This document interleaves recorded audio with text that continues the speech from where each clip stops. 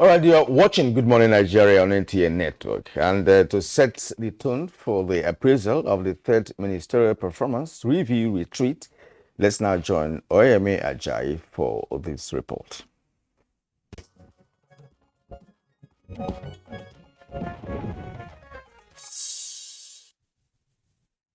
This signing by President Muhammadu Buhari of the Executive Order 12 to institutionalize the culture of transparency and accountability for good governance in Nigeria brings to an end the two-day retreat aimed at closing the gaps towards delivering legacy projects, promoting sustainable economic growth, and improving the living standards of Nigerians. And as the president says, it has been a well-spent 2 days of reflection and lesson learning aimed at reviewing progress and agreeing on key actions that will ensure that his administration finishes well. President Buhari therefore issued specific directives to the ministries overseeing key sectors of the nation's economy to step up, double their efforts, and work in synergy towards total delivery of his administration's set targets. The retreat, he says, helped everyone to clearly identify what needs to be done and how best to get it done as the administration begins winding down. Let me use this opportunity to appeal to the National Assembly to fast-track the consideration and passage of key legislative bills as agreed during the panel session. This will serve as our collective legacy towards entrenching key reforms that will serve as a springboard for the next administration. And the commencement of the electioneering campaigns towards the next general election notwithstanding, the president says all ministers, permanent secretaries, and heads of government agencies must remain focused in the discharge of their duties. Any infraction will be viewed very seriously. Our collective goal is to map out a transition plan for the incoming administration to ensure proper documentation of all the policies, programs, and projects of government with up-to-date status of implementation. During the closing ceremony, Finance Minister Zainab Ahmed gave an overview of Nigeria's National Development Plan. Chief of Defense Staff General Lucky Irabo discussed the imperative of national security as it affects national development, while Secretary to the Government of the Federation, Boss Mustafa, made public recommendations from the retreat as well as the next steps. The Nigeria Agenda 2050 is a prospective plan designed to transform Nigeria into an upper middle income country with an average GDP growth of 12 trillion US dollars by the year 2050. There has to be a depoliticization of security issues such that we think Nigeria and act Nigeria. The Central Delivery and Coordinating Unit will support Mr. President to track all the commitments made in these sessions and report on our progress before the end of the administration's tenure.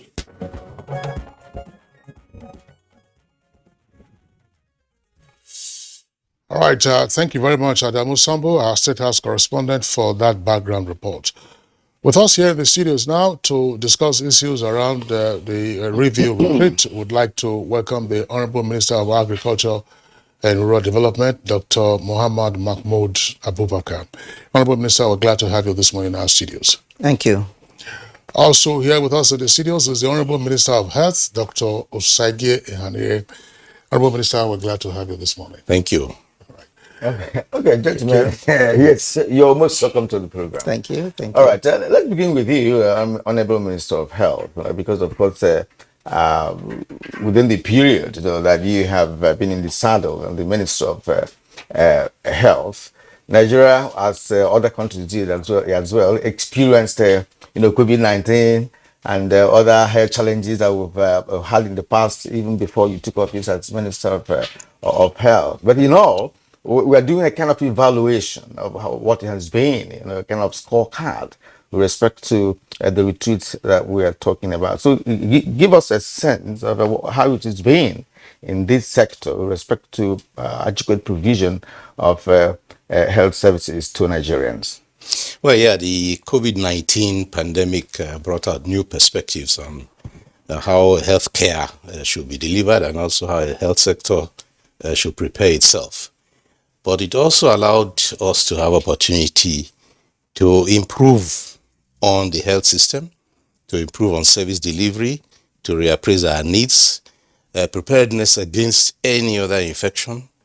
And after, of course, you discover you are able to diagnose the infections, you must be able to attend and respond to it.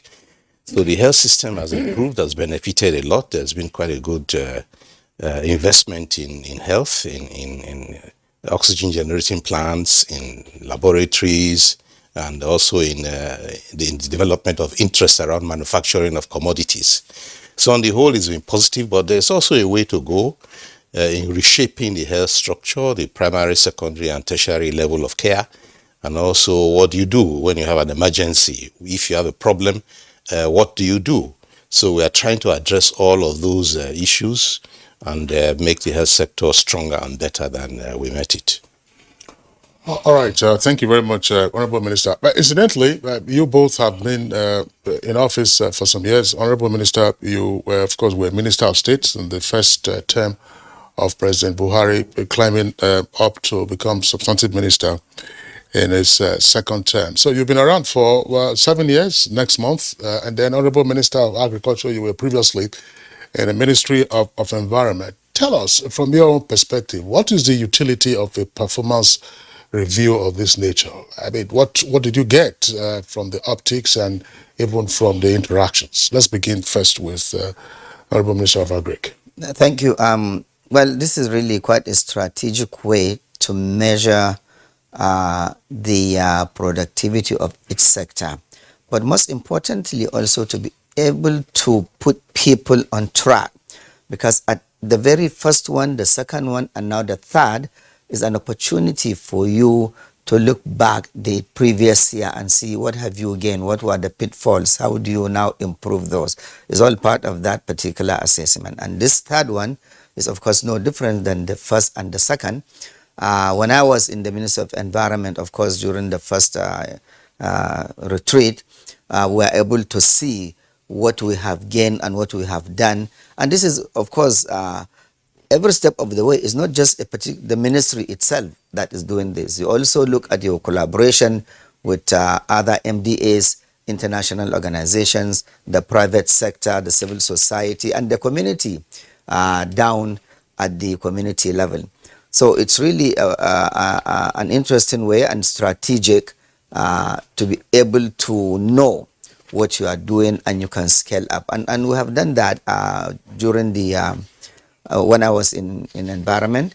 We were able to increase our nationally determined contributions, because the first promise we made was to reduce emission by 20%. And we were able to scale that to also increase ambition from 45 to 47 before the last conference of parties in Glasgow. So this has been, I can say, a very good tool for this administration to be able to scale up the objectives of the administration. Okay, over the years we've been having what we call then ministerial briefings, which is a platform where the ministers, come to address the nation on certain, projects and development strides that have been able to, impact on Nigerians. All right, now let's look at Nigeria as a nation, as a developing nation. Which of course had some kind of a checkered political history, which also affected adversely our developmental trajectory. But with this administration, having taken a giant leap, into infrastructural development, into some other, social services projects, that Nigerians are beginning to enjoy today, would you say that we have gotten to a level where we can say, look, that in the health sector, for instance, that we can, be proud of our hospitals in terms of equipment, in terms of facilities, in terms of trained personnel in different facets of medical services, and what have you?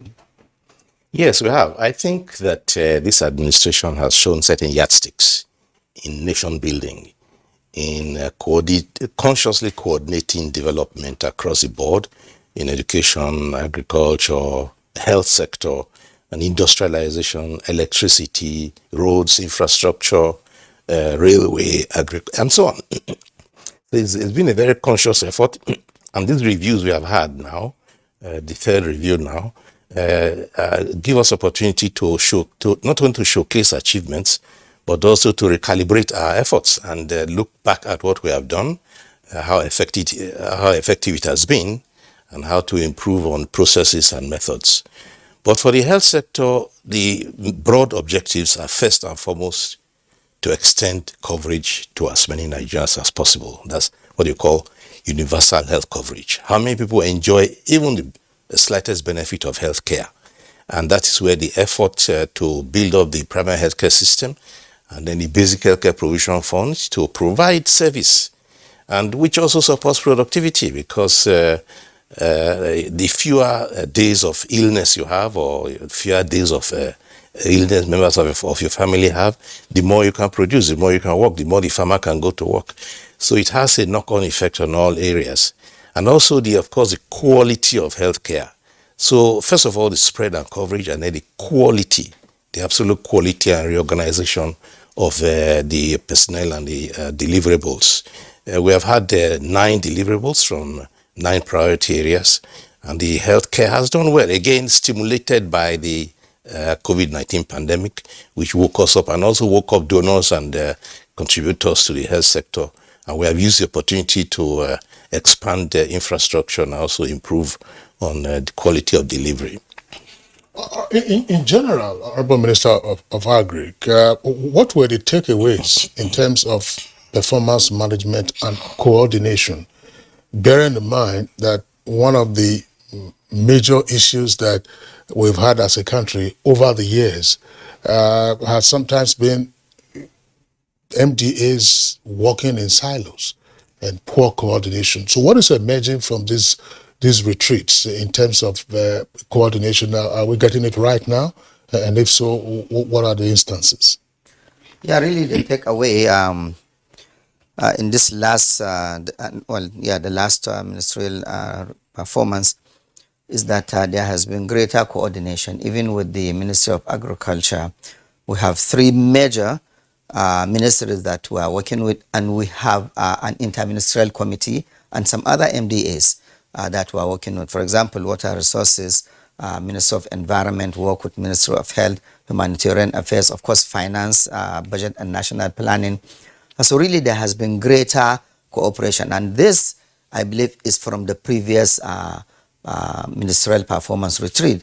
Yes, indeed, ministries were working in silos from the beginning, and that has caused a lot of shortcoming and even achieving the productivity. Now the Minister of Agriculture and Rural Development, when we work together with Environment, with Water Resources, because these are 3 ministries in particular that are intertwined. The same thing with Ministry of Health. We realize that yes, we can achieve a lot more because they have areas that they have more expertise than us, but that is part of our own mandate.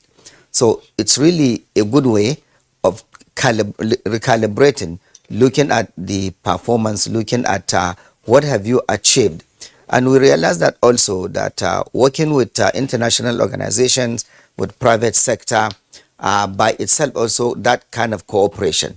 We have concession a number of jetties working with private sector, and we realize that we have gained more than being operated by the ministry. And all of this came out of the previous performance review. So it's really an excellent way of scaling up things by working together. All right, sir. Talking about scaling up things and working together, to what extent, has this synergy that my colleague, asked of working, because some of us have had the privilege, of reporting different ministries and the parastatals under different ministries. For instance, you mentioned water resources that surely must synergize with the Ministry of Agriculture, because you need irrigation, you need water, and other water-related facilities. But again, in reality, in practical reality, some of the agencies under these ministries, do they have that collaboration that you are talking about? Because I am also aware that there are research institutes in this country churning out research results and what have you. But of course, to move that research result from the laboratory, to elsewhere when they can be practically put into practice, becomes a problem. And meanwhile, the process should have been from one agency to another, interministerially, so to speak. So, are you satisfied with what has happened so far with respect to synergy, not just in agriculture, because you're being in environment, Right. Yes, I am. Really, there has been great improvement.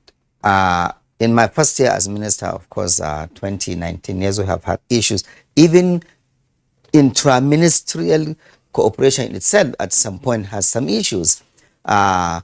Even departments, interdepartmental. For example, when I got to Agri, I realized some departments are quarreling or issues. Okay, this is my mandate, or this is this. No, I mean, we are talking about bringing it out so that we can improve.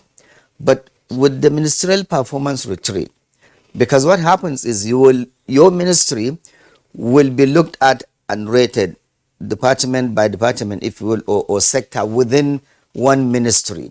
Have you done well in, for example, extension services? That is under Ministry of Agri. Have you done well in fees? That is farm input services. Have you done well in this? So you will see, if not, why?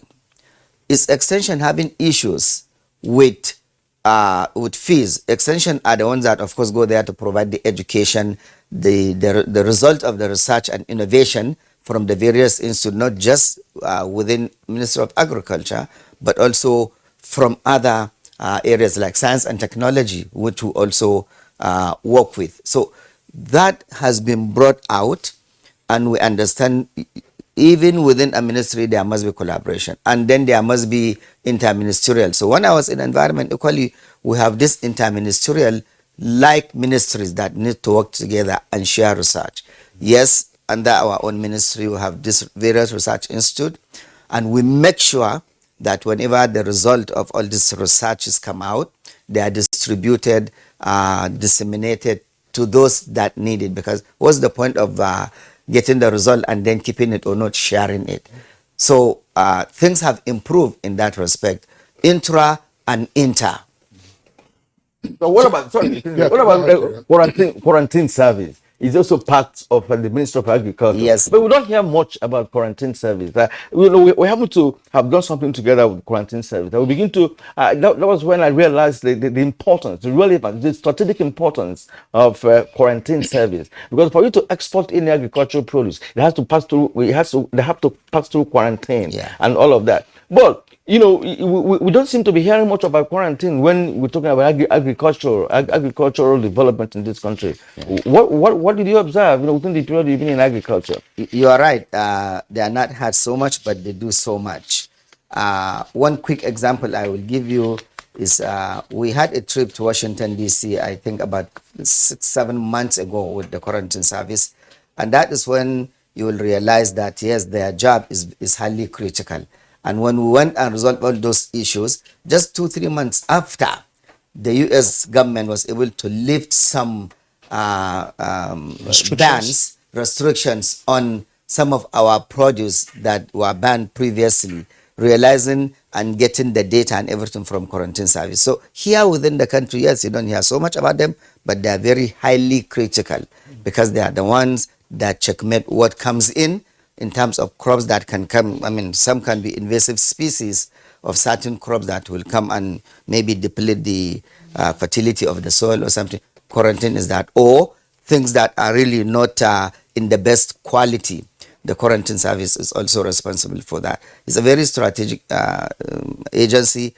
We are strengthening them and giving them all the necessary requirement to be able to carry out their function. And they are at every point of entry, seaports or airports and places like that. We will educate people to know really the importance of the quarantine service and upscale their visibility. Okay, thank you very much. But honorable ministers, I mean, let's be frank. No minister is a superman or a superwoman, and therefore you cannot perform all the duties and tasks under your mandate as a ministry all alone. But we realize at the federal and also at the state level, the often antagonistic relationship between the political appointees, namely the minister, and then the bureaucracy. So that's occasionally you had issues around public service reforms, how you can get the bureaucracy to get in to be on the same page with the political vision of the administration. Is this a matter that has come up for review at any of the retreats, more particularly this latest retreat? Because I do know that there have been complaints in the past, not necessarily under this administration, but we do know that there have been complaints about the impediments posed by sometimes frosty relationships between the political appointee, namely the Honorable Minister, and then the bureaucracy represented by the Permanent Secretary, Directors, and others. Honorable Minister of Health first. Well, you are right. That's a very interesting point you are bringing up, and it is also one of the tests of maturity of the leader of the ministry to get some harmony between his own programs and also the productivity of the civil service, let's call it, with the bureaucracy.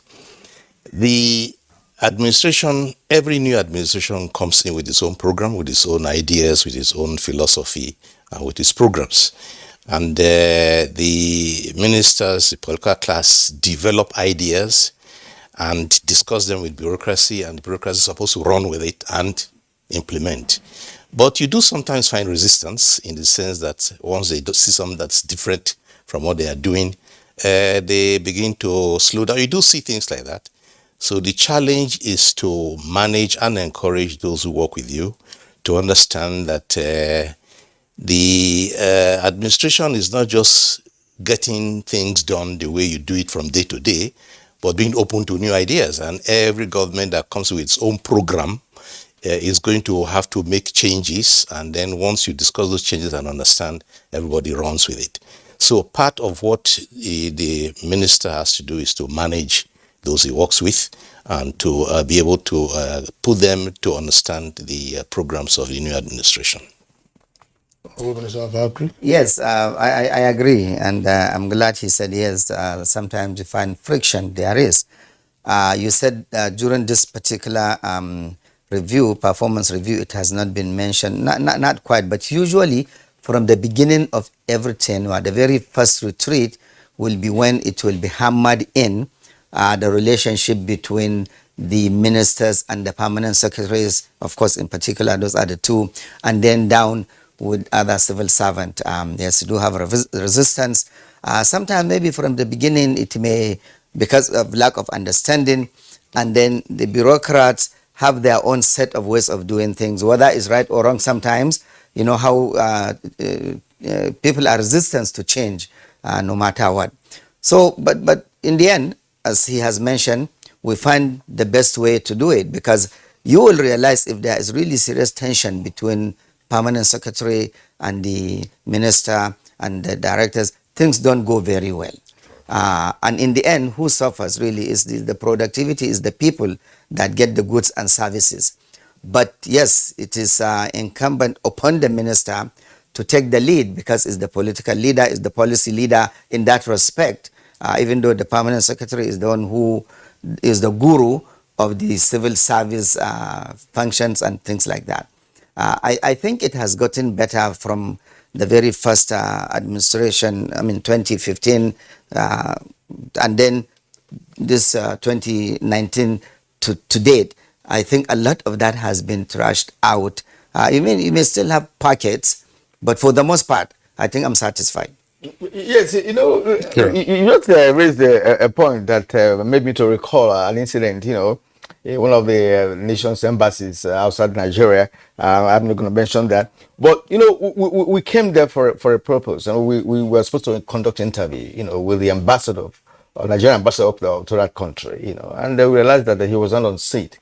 But the second ambassador, which of course was the career ambassador, so to speak, the other person was the political ambassador, as they explained to us, said, look, that he didn't even know that the political ambassador traveled out of the country, traveled out of that country, and so on. So there was no coordination between him, the political one, and of course the career ambassador. So it was so glaring, that it was still happening. Well, like you said, it's not just this administration, this is the kind of thing that we see where sometimes, Kiri, and the honorable ministers know this. It's the relationships can get so antagonistic that ministers will request the transfer or redeployment of permanent secretaries. Exactly. Yes, but the honorable minister of Agri says, look, these matters have been flashed out, and then the relationship is going on well. I see the honorable minister of Health, you are smiling. You have any now, your portfolio is on the concurrent list, right? And yours as well, agriculture. So yes. The states are on their own, either to key into the federal government policy on health or on agriculture or not. So I want to bring in, the functionality of the subnationals, in this respect, especially the two portfolios, right? So would you say that you've received a collaboration or partnership, if you like, with the state governments in terms of ensuring that the federal government policy on health is cascaded, down to the ordinary Nigerian, in the rural areas? Well, that's another relationship that has to be managed. We have 36 states plus one. And not all of the states will have the same interests or the same emphasis on the same programs. So you find some who are very interested in health sector. In fact, they are going ahead and doing a lot of things in your pace or even beyond the pace that you are recommending. And there are others who probably have more other interests. So again, it's the responsibility of the minister to try and emphasize the urgency of certain areas of your program, in our case, the healthcare.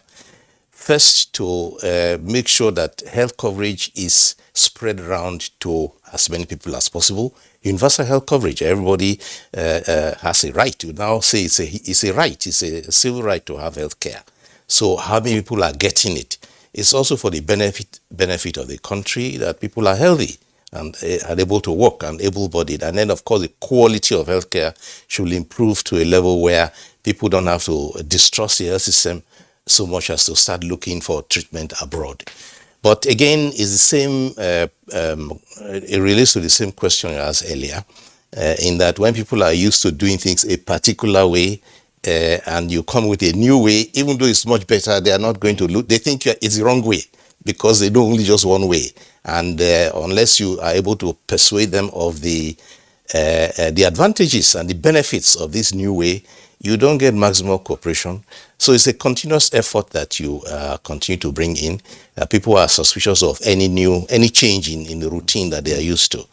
So the management, by and large, of relationship with states, it works well in the sense that we're able to achieve certain understanding, but you can't help wishing that things were faster and smoother and going at a better rate than you can get. You want to go at a faster pace, but the system sort of slows you down. Yes.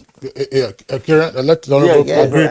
This is quite an interesting issue we are talking about, and I have experienced this every step of the way up till now. When I was chairman in Universal Basic Education Commission, so this is even under education, you will have states that may not pay their own counterpart funding for certain project, which is extremely important to the state. So like he said, sometimes a state will prioritize one thing over what you think should be prioritized. So, but again, you have to manage. You have to find best ways to work with that state. For the most of it, because they think they are independent or they are independent, what they want is what they want. I have experienced that. Now, the same thing in environment. Here, just yesterday, I had a meeting with IFA, that's the International Fund for Agricultural Development, on some states that have not paid their counterpart funding on certain project. And this is all across the country. At some point, you will have one state here, 2, 3. Again, you manage that because you don't want to abandon because 1 or 2 or 3 states, you have to continue with that particular project. And is to emphasize the importance of this to the people of that state and by and large to the whole country, because there are certain projects you need to have them working in harmony all across the state. I think if you go nice and easy, of course, knowing that they have the right to or not to even participate in the project, we have that here. Sorry, Honorable Minister, I'm sorry to jump in here because what Kieran has raised is a matter that we've often focused on Good Morning Nigeria.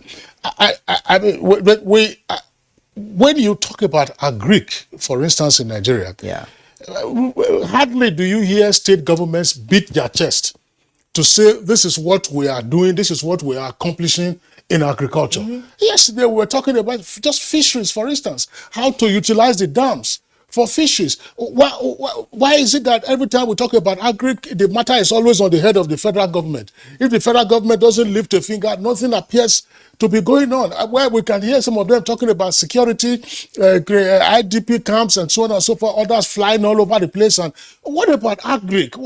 Where are the agricultural produce from their areas?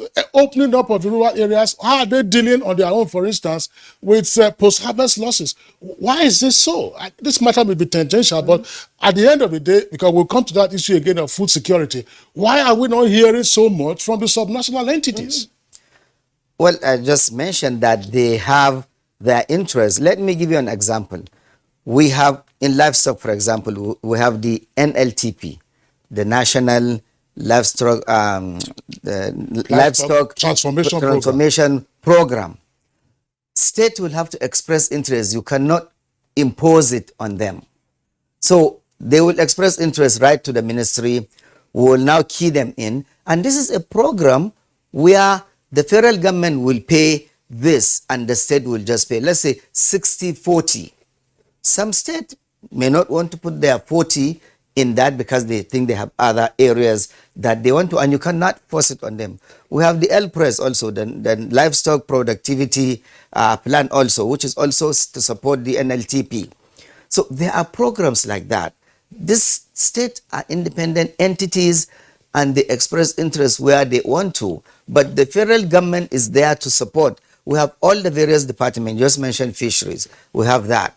You mentioned, and then livestock, we have that. Of course, crop, we have that. Everything that you can think of in agric, we have departments that are responsible. And of course, most of all, the extension service agent, which we have trained so many and deployed. And these are people that will go and disseminate information, educate the people at the subnational, of course. So we have that. But sometimes it's the state, until they show interest, you cannot impose it on them. But collectively, what we are supposed to do is to make sure that the productivity, the agri sector, we have enough food. That's the food security and nutrition that we are talking about in the country. So again, we are managing all that. And there are a lot of states really that are producing lots and lots of food. But you cannot bring everybody on the table at the same time doing the same. Well, that's Kira. I mean, sometimes it can be discussed. Like the example, the Honorable Minister was talking about UBEC, the counterpart funding that state governments are supposed to provide. One thing that ICPC has also uncovered, state governments are required to pay their counterpart funding. Let us say it's ₦1 million. So a state government puts 1 million into an account, UBEC puts its 1 million into the account. So you need 2 million to execute that particular project.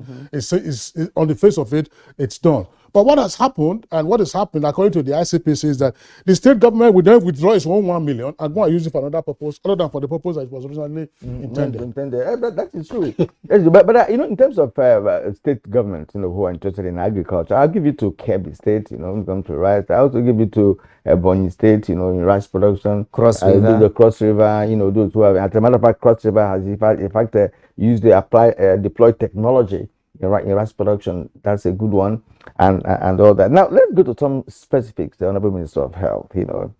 I'm always wondering why we don't have specialist hospitals in this country, like heart hospital, like cancer centers, and perhaps other specialist hospitals that would be like eye, and all of that. And again, why is it that we're still lacking in terms of uh, machinery, or if you like, or perhaps equipment, required in hospitals? And again, there are the issues concerning the private sector who, some of them have difficulty in clearing some of the hospital equipment that have imported into the country. There is this high tariff on them, and some are delayed, beyond belief, and what have you. Some doctors have told us on this program how they had issues.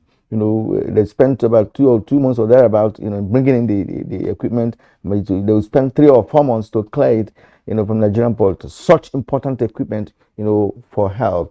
Now, we've been interested in talking about vaccine production in Nigeria, which is part of the, fallout, with the COVID-19 pandemic. Let's do an overview of these. Well, let's start with the vaccines. In the first place, the effort to restart the vaccine production capability was going on just even before the COVID-19 pandemic broke. And that again emphasized the urgency to have manufacturing capacity. The federal government has interest, along with the private sector, in a company that is going to be producing vaccines. First of all, routine vaccines, but also more seriously, a new generation of vaccines, the mRNA vaccines, based vaccines, in which we have put a lot of faith and understanding here with the COVID-19 pandemic. The technology is new, and we are talking with those who own technology to acquire it and then use it to prepare for other kinds of arising pathogens later on, and also to address certain things that are peculiar to our own area here. In fact, there's a summit coming up very soon in abroad in the Orient somewhere, where the president himself is going. He's very interested in this area, in manufacturing commodities generally for the health sector, because our population deserves that we should have manufacturing capacity. We can't continue importing, and that goes from simple things like masks, protective equipment, to laboratories and so on. So that effort is ongoing, and we're also encouraging pharmaceutical industry to key into expanding their production to acquire technology. We're working with the largest vaccine manufacturer in the world, in India, to give us technology. It requires technology transfer, and that is going on that side. But as for specialty hospitals, yes, we do have specialty hospitals. We have a national ear, nose and throat hospital. We have a national eye center, both in Kaduna. We also see that most of our teaching hospitals, in fact, all of them, have the specialties we have mentioned now, specialties in almost all areas. And we encourage them to continue to expand and have the specialties in every teaching hospital. So every state generally has specialties, and you find that in federal medical centers too. The other specialty hospitals we have, as you know, they are orthopedic hospitals, specialized. The president recently approved 3 new ones to join the 3 existing ones.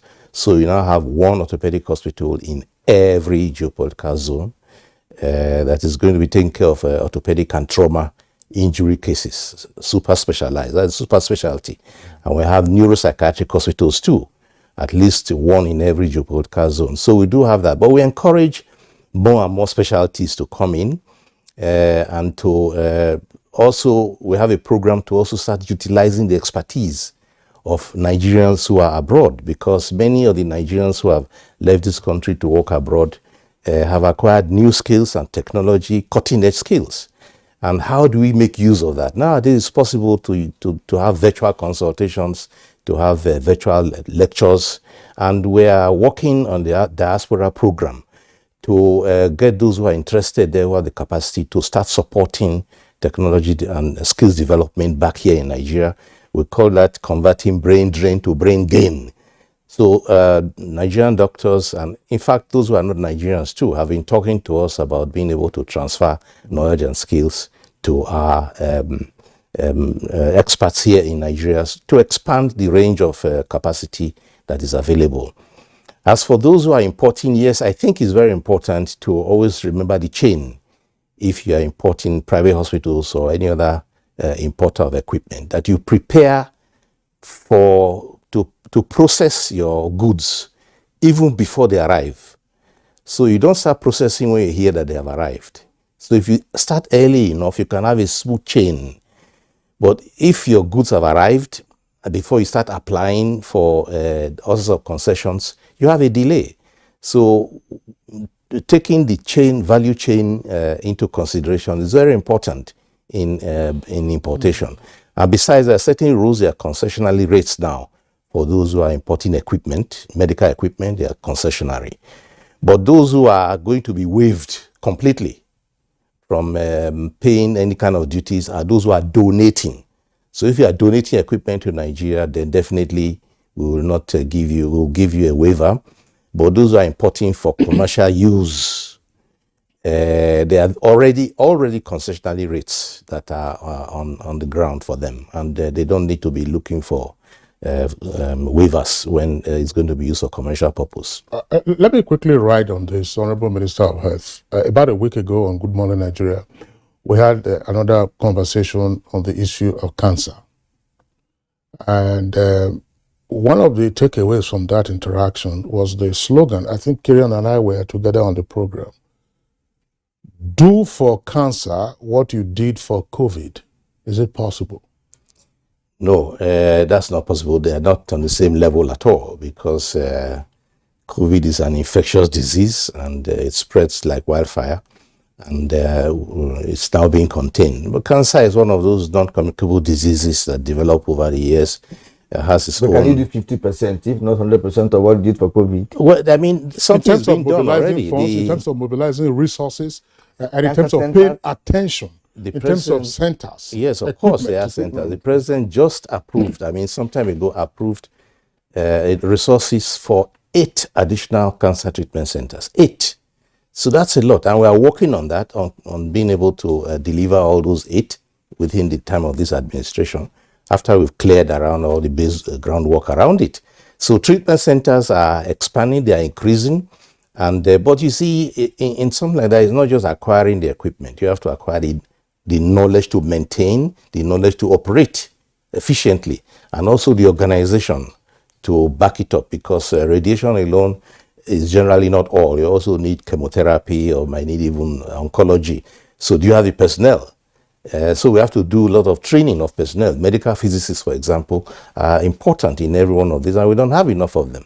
So the working with diaspora is going to help us to train more, to gain more experience. So we have to have the manpower to go along with this equipment, and then the maintenance capability and culture. We now signed service agreement with those who are supplying us this equipment to make sure that the maintenance, the life cycle of the machine is used long enough. So the government is paying attention to cancer care. And but on the other side, we are also trying to emphasize measures to prevent cancer, to reduce the incidence, and secondly, for early detection. So the earlier you can detect it, the easier the treatment, and the more you can prevent it, the fewer the cases. Okay, we hear, for example, that there is just anecdotal evidence, report that there's an increase of cancers in Niger Delta area. We're still studying that. Why is there an increase in incidence? Has it got to do with pollution around there, with hydrocarbons or heavy metals that are used in the oil industry, or with the environmental degradation that's going on there? So those things are being pursued. If there are preventive measures that can be taken, we take them to prevent rather than to start curing. Okay. Honorable Minister, thank you. Let's bring in again the Honorable Minister of Agric. Food security. What is our book saying? Food security and nutrition. Nigeria has really augmented, upgraded, and increased agricultural productivity really since the beginning of this administration. And we can see that clearly because His Excellency, Mr. President, made agric one of his really core areas of improvement during this last 7 years. And we can see that even from the contribution of agric to the GDP since 2015 to date, it has been way in the upper 20, 24, 25%, 26%. This last GDP, the statistics showed that is the number one sector that contributed to the GDP and by far. Food production, we have had a lot of storage of grains in our silos, even currently, even though Mr. President has approved the release of 70,000 metric tons during the COVID, has approved another 42,000 metric tons that is currently even still being reduced, and still our silos. I can say we do not have food shortage currently in Nigeria. Yes, elevated prices, yes, but that's like I said, a world phenomenon for a number of reasons. One, that's still the effect of COVID that we just talked about. Up till now, supply chains, supply lines have not opened completely for raw materials, for grains, shipment and all that. Of course, climate change, we know, is wreaking havoc on the, in the world, but it's also affecting many things, particularly including agriculture, like the flood we are facing currently. And of course, there's one other area that is also affecting currently, but we have improved production for the last 7 years, like I have said.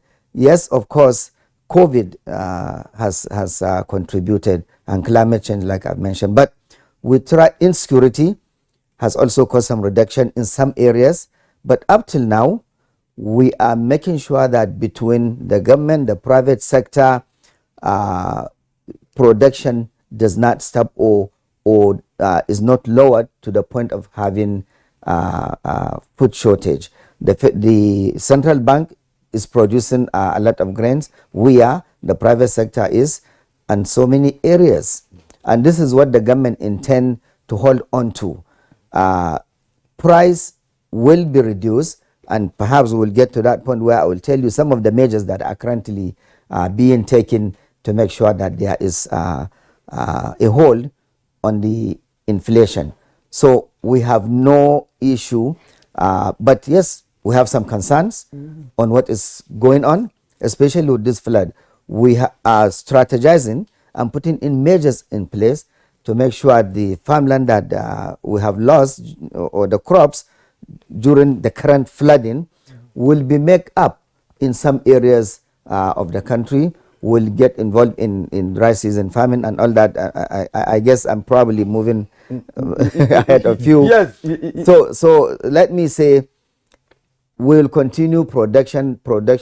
We will make sure it does not fall to where we'll have food shortage, because food shortage is the issue more than inflation. Yes, exactly. You know, we're not there expecting to have it, you know, but we just have to take precautionary measures. That's what we've had this kind of flood in 2012, right? But we didn't die of hunger in 2013, right? So then next year we'll be okay. But I'm also concerned about the issue of food preservation. We have so many agricultural produce that are perishable, right? You know, crops, fruits, and what have you. And you know, I think we only have one gamma irradiation plant in this country, you know, located in Sheda, you know, Shesko, down there, maybe about a kilometer after Gwagwalada. Right, but it is dysfunctional. I got to know about that some 10 years ago, or even more than that. Right, and we don't have any other gamma irradiation plant elsewhere in this country.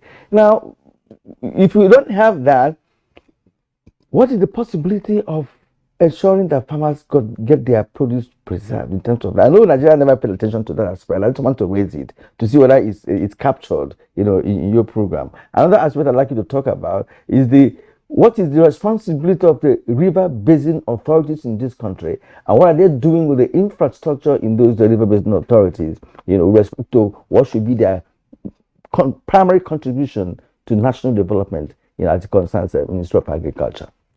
Well, they're really working very hard, and we have good working relationship with them. 3 ministries I mentioned, the key water resources, one that is responsible for all these river basins, Ministry of Environment, and then Agric. We are working together. The river basin just provide the needed water for especially dry season farming. Also, some other dams that the Ministry of Water Resources will construct and provide water for irrigation, and that's where the ministry is moving very seriously. To be able to maintain production all year round is the key, really, to maintain the production of grains and other nutritious food that is required. So river basins are providing, and they are doing their jobs. Of course, maintenance of flood, which is what we are talking about, that is really under the responsibility of water resources that we work together with. So all in all, like I said, is about collaboration. Unless we work with them, we will not have the irrigation water that we need. Yes, under our rural development department, we also construct earth dams. We also provide solar boreholes that will also provide water for dry season farming. But the large amount of water that you need, the infrastructure, is something that is under the Ministry of Water Resources that we work together, all in an effort to make sure we maintain production. And you know, agriculture today is not just about food security and nutrition security. With Mr. President's vision is a business. We are moving into agribusiness as well as food production. And there are a number of programs and projects that are upcoming. Next week, the president will be launching a special program that is called SAPZ, Special Agro-Industrial Processing Zone. This will work in 2 ways. One, provide food security and nutrition. Second, industrialization, because you will produce an industrial city where you have industries, where you have agri-commodities around the city that is providing input. Kind of cluster. Exactly. Of especially smallholder farmers.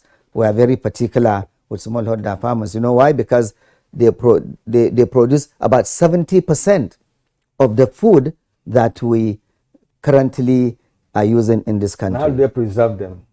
Okay, we have the silos. Now, the perishable ones, of course, we are providing access to market. We are building market. The ministry also build market so that they can quickly get for both, for just simple marketing and then processing. And we are providing some storage areas.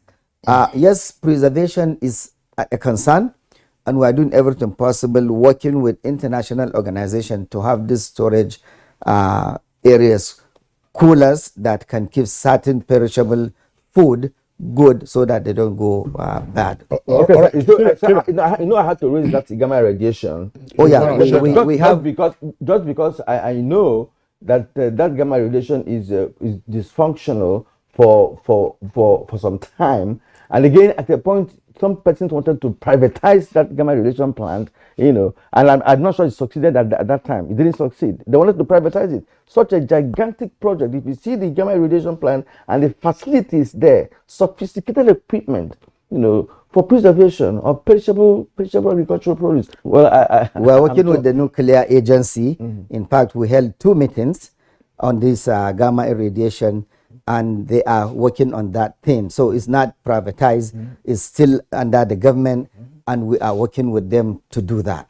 Okay, Honorable Ministers, thank you very much. When we return from this short break, of course, we deal with some other interesting aspects, including matters that you have already raised. You're watching Good Morning Nigeria live on NTA's network service.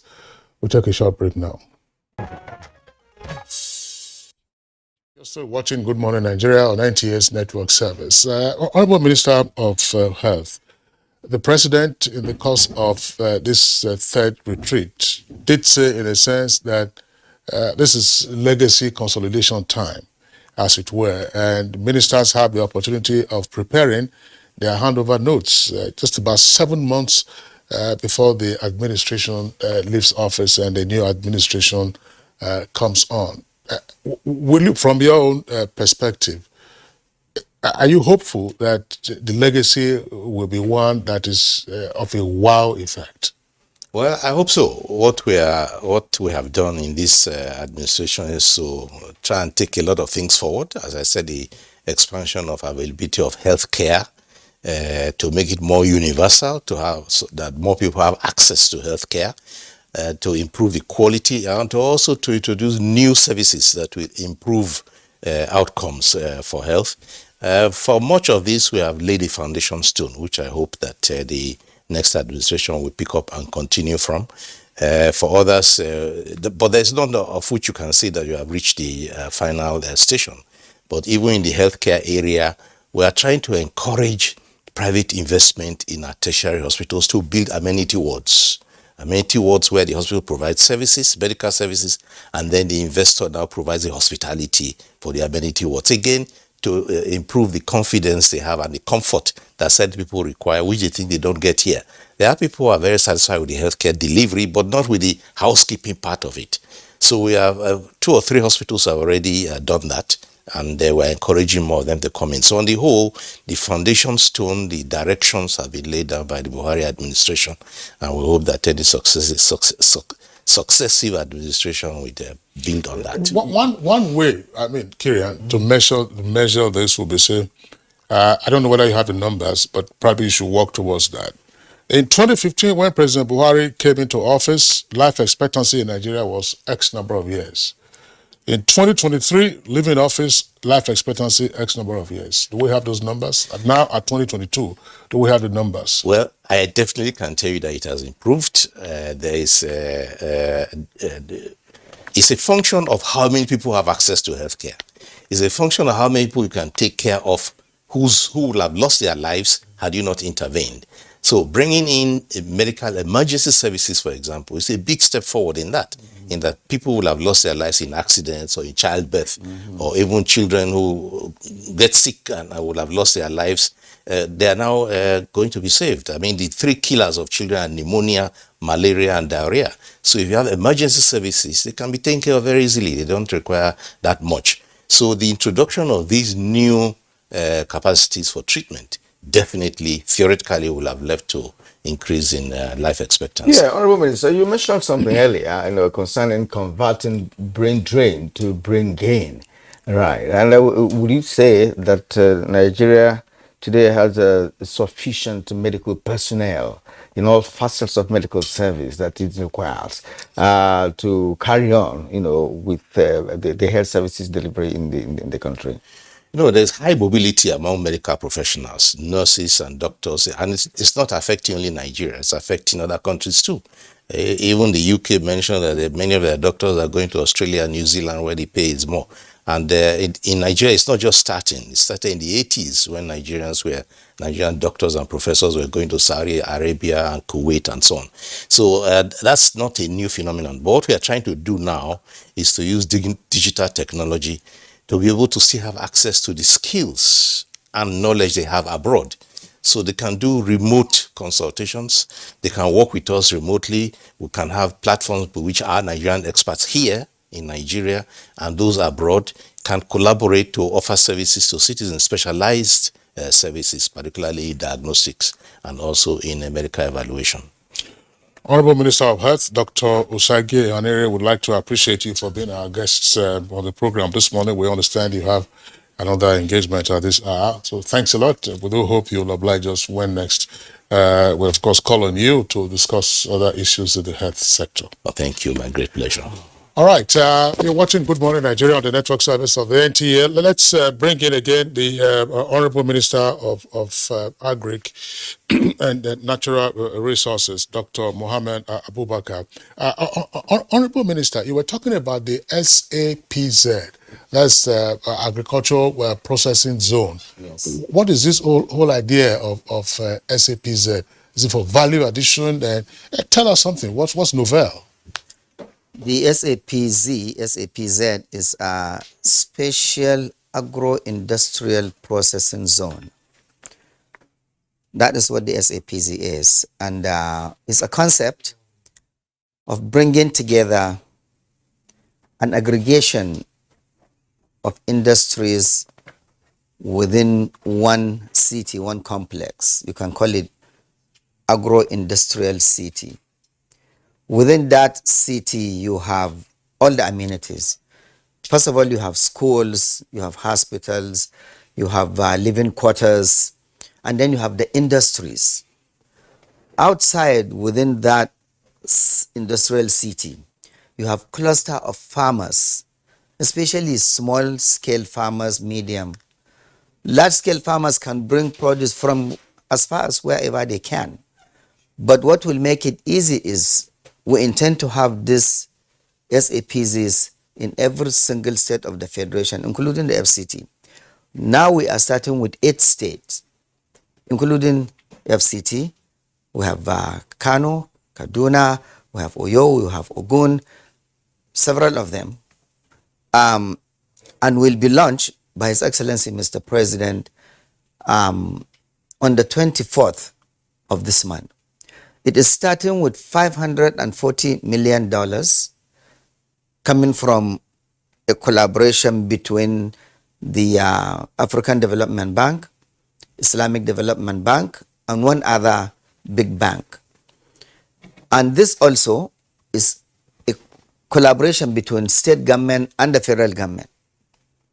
The state government will express interest. Currently, we have 8, and there are 13 more states that have expressed interest, are coming in the second phase.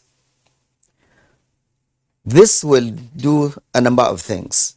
One, will increase food and nutrition security, will increase industrialization, will create wealth, will reduce poverty, generate millions of employment. We visited Ethiopia, one of the countries that currently have already established these SAPZs. And when I went, I became a lot more interested and like, wow, you know, you go and when you see the number of people coming out of those industrial complex, you wonder. You go in there, you see this company processing cashew, this company processing this, that, just a great deal of production and industrialization going on. This is something that will be a game changer to the economy of this country. So that is the special agro-industrial processing zone. Already, what is really even exciting about it is countries have expressed interest. For example, Kuwaiti funds, they have already promised $100 million and so many others. So it can be a country, it can be individual companies that will come and build all this. So it's something that really will turn things around. That's why we are so excited about it. Yeah, it's really very interesting. I saw that in Indonesia. You know, you have about 43 agencies in one enclave. Yes. Right. They synergize into production. Right. You come from production process A to production process B. Exactly. In the same vicinity, and it goes round until the final product is made. Beautiful idea. But you know what has been our problem in this country? You know, the implementation aspect of whatever dream that we have. Right. What you have just seen, the conceptualization when it is being practiced, right? And you would want it to happen to Nigeria. We want to see that. But what worries me, or what should be worrisome actually, is the aspect of implementation, the participatory aspect of it. How Nigerians be identify with that and not bring corruption in it, you know, and all manner of shoddy deals, you know, that may, bring some kind of a negation of the objective for which it's being planned. So how do we, work around that to make sure the Nigerian factor does not come in here? I think I have an answer for that. Yes, you are right. We have issues. If you are talking about project or this or equipment maintenance, yes, we have issue of implementation continuity. But you know what? There is always a turning point for anything and for any country.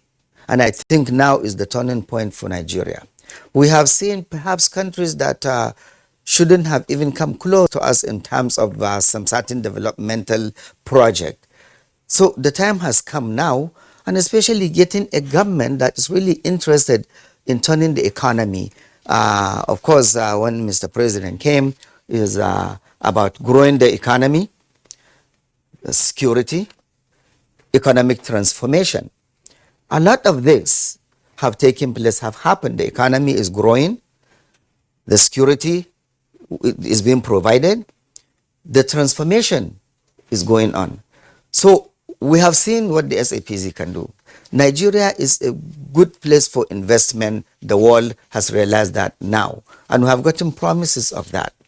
We cannot continue to do things the same way. If Ethiopia can do this, if Gabon can do this, Indonesia can do this, the investors that we are calling, especially, remember, this is not a government, entirely a government project. Yes, if it's just government, yes, you can have some level of concern because we just talk about the bureaucracy, which also is dropping. But it's a private sector, government, state, and federal collaboration. I can assure you that this will be a much better project than one that is either just government, state, or just federal government. It's a collaboration of 3 or 4. In fact, there are countries that want to even use the SAPZ to grow food that they will buy right from there and transport to their own country. So what the president is launching is like a pilot phase. Yes. Because not pilot, the whole project, but starting with 8 pilot states. 8 pilot states. Right. I imagine that there will be issues around land acquisition. Yes, yes. I imagine, for instance, there will also be issues around the design of the various complexes. Right.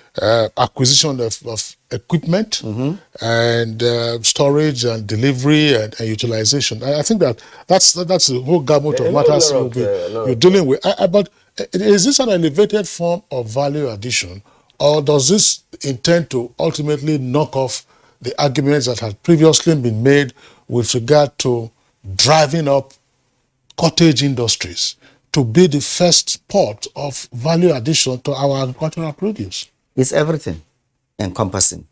Land issues, state that express interest, you provide the land. You don't provide the land, we take the project to another state. It's as simple as that, because of course state, according to our system, own the land or are responsible for the land, and we do not have any problem with state providing those land, not just for the SAPZ, but even for the NLTP, even for the L Press.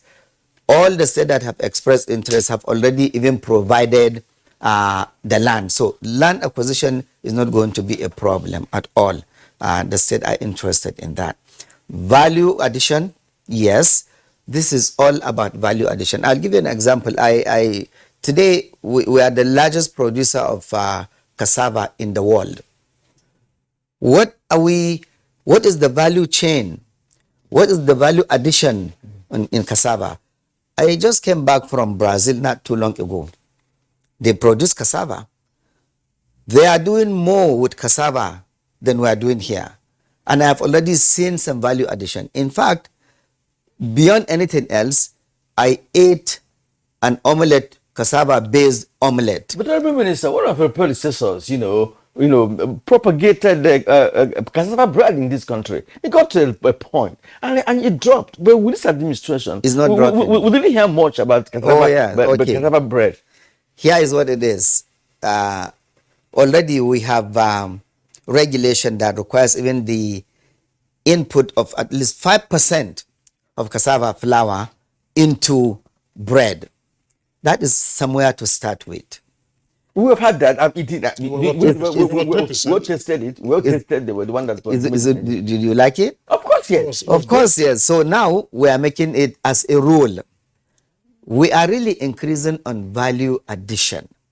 That is where you make the money. Like I said, if we are to increase the value addition to cassava, and I intend to bring this, not just, I'm giving an example of omelette based with cassava, which is very delicious, and so many others that we have seen.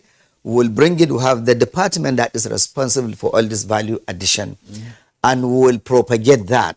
And that is one way to increase the productivity, the income in one particular value chain.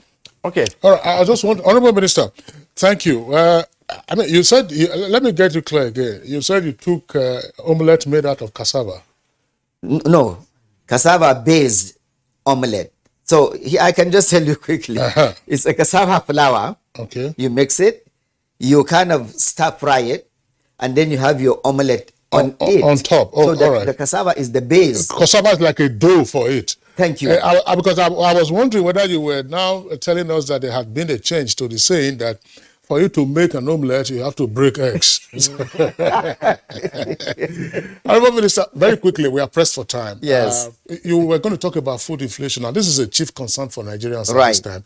The money we are spending out of our pockets as individuals, as families, and as entities, the money we're spending on food is high. And yet, we say that we're not food insecure. Affordability is becoming a challenge. Are we going to make any impact on these numbers in terms of what Nigerians are spending out of their pocket on food? Yes, we will. I have mentioned briefly some of the reasons why there is this inflation, and it's not just in Nigeria. The first one that I mentioned, during the COVID, the last 2 years, a lot of supply chains have been disrupted, have been broken down, and the effect is still ongoing. When I was going to Brazil, I flew over the Panama Canal, and this is just about 5-6 weeks ago. There are hundreds of ships still at the mouth of the canal, the entrance to the canal to pass through. They are loaded with all kinds of raw materials, with grains, with equipment that have not gotten to their destination. And so production for whatever that is being stuck there on the sea is reducing the supply of these commodities. And simple economics is what? Supply and demand. When the supply is less, you have higher prices. When is enough, you have stabilized or even diluted prices. So these are some of the things why the inflation is going. But we are taking some measures to make sure we produce enough food like this. All right, Honorable Minister, thank you. I mean, we can't get enough of this, but I know we might have time in the future to go back to this. You know, we had you last when you were still the Minister of Environment, you know, but we're glad to have you here today again. All right, Dr. Mohammed Mahmoud Abubakar, the Honorable Minister of Agriculture and Rural Development. We thank you for coming here this morning. All right, yeah. You're welcome. Okay, that's it for us on Good Morning Nigeria today. We appreciate your being with us. Join us again tomorrow, same time, 7 in the morning. I'm Kingsley Osadona. And I'm curious.